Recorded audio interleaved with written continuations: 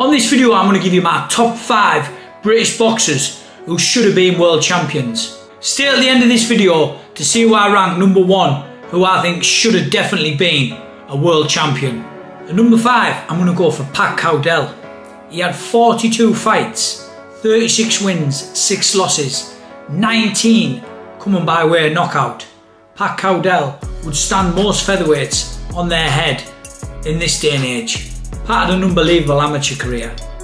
He won a bronze medal in the Amateur European Championships, went on to win a gold medal in the Commonwealth Games, and then even pushed on even further.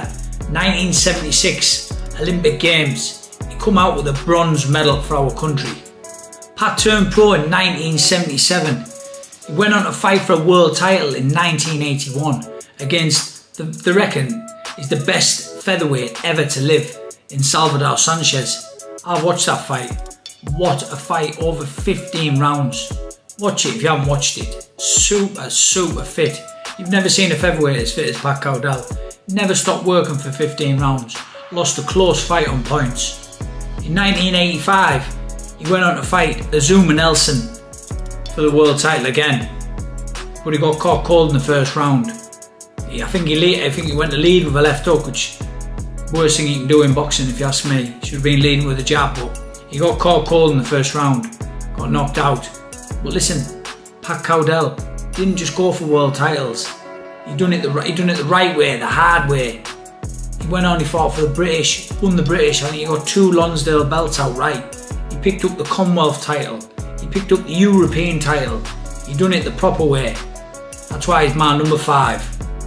At number 4, I'm going to go for Martin Murray from St Helens. He had 46 fights, 39 wins, 6 losses and 1 very dodgy draw, which I think he won easy.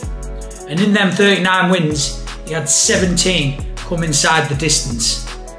Man didn't go the old route, the British Commonwealth, European. He picked up the Commonwealth, but he went straight on because I think he believed in himself, believed where he was going to go, and he went on to fight for the world title in Germany. And we all know what happens in Germany. He went there and fought Felix Stern. I actually watched that fight. He won that fight for me. So unlucky. But that's boxing. Lost his first attempt at a world title. In 2013, Martin had his second attempt at a world title. He went all the way to Argentina on the road again against Sergio Martinez. Listen, he had Martinez down twice and he lost another controversial fight, which we all think he won that. That's 2 world title fights, 2 robberies. What does a man have to do to win a world title? His third attempt was in Monte Carlo against the main man, Gennady Golovkin. Nobody gave him a chance. To be honest with you, I didn't give him a chance. I thought he'd get stopped early on. But you know what? He showed a bold performance. He dug in deep. He took him 11 rounds, but sadly he got stopped in the 11th round off Gennady Golovkin. But what a fighter Gennady Golovkin is. His 4th attempt at a world title. Should have called him the on-the-road man, because he was back in Germany against Arthur Abraham. He lost on points, very close fight again.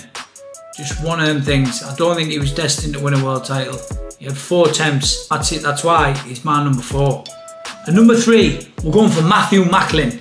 He had 41 fights, 35 wins, 6 losses and no draws. And out of them wins, he had 22 coming inside the distance.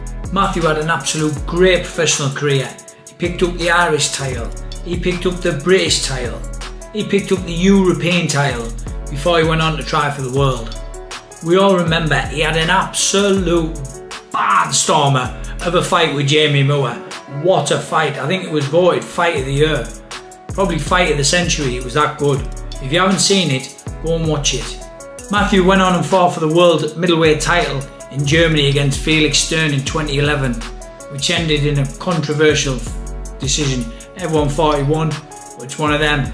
What have you got to do to win a world title in Germany? In 2012, St Patrick's Day, he went on to fight Sergio Martinez in New York. He gave it his best shot, but his corner retired him, I think, on the stool. after round 11. He gave it his best. 2 world title fights, 2 defeats. Was he destined to win a world title? Matthew just wouldn't give up. He went on and fought the very best, Gennady Golovkin, Triple G, in America, but it didn't end well. Golovkin stopped him in 3 rounds. That's why Matthew Macklin is my number 3. Very unlucky. At number 2, we've got Luke Campbell from Hull. He had 24 fights, 20 wins, 16 coming by way of KO, and he had 4 defeats. Very unlucky to not win a world title. Listen, Luke had a great amateur career. I actually boxed him twice. I boxed him once in the ABAs when he beat me 6-5 on points. To be honest with you, I really thought I won that fight. Luke won absolutely, I could be here all night. He won the 4 Nations, he won the ABAs, he won the European Championships, he won medals in them all. He had an absolute unbelievable amateur record. Went on and won gold in the Olympics for our country. No wonder he was pretty rushed in the pros, because he couldn't be hanging about. He was that good, he needed pushing on. He picked up the Commonwealth title. He went on and fought my good friend Derry Matthews, who was a former British champion. Very, very tough fighter. He stopped Derry. In 2017, he went on to fight Jorge Linares for his first world title shot in America. Very close fight. One judge even gave it to Campbell, but he fell short. In 2019, he fought for his 2nd world title, Campbell versus Lomachenko. For me, Lomachenko is one of the greats. He had his work cut right out against him. But listen, he gave him a great fight. Lomachenko was just a bit special. Quite dominant performance. He even dropped Campbell in the 11th round.